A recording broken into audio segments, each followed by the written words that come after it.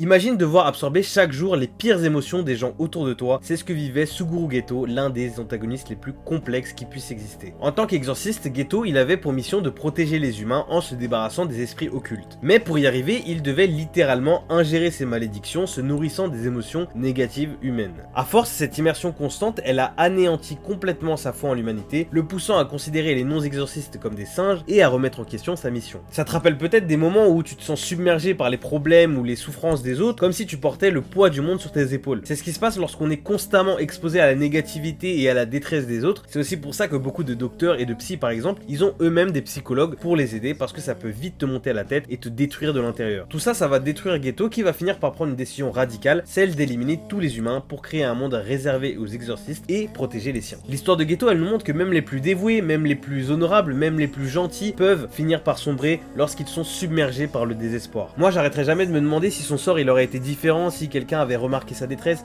si on l'avait aidé comme il le fallait, ou s'il était destiné à finir comme ça. Toi, dis-moi ce que t'en penses, ça m'intéresse de le savoir.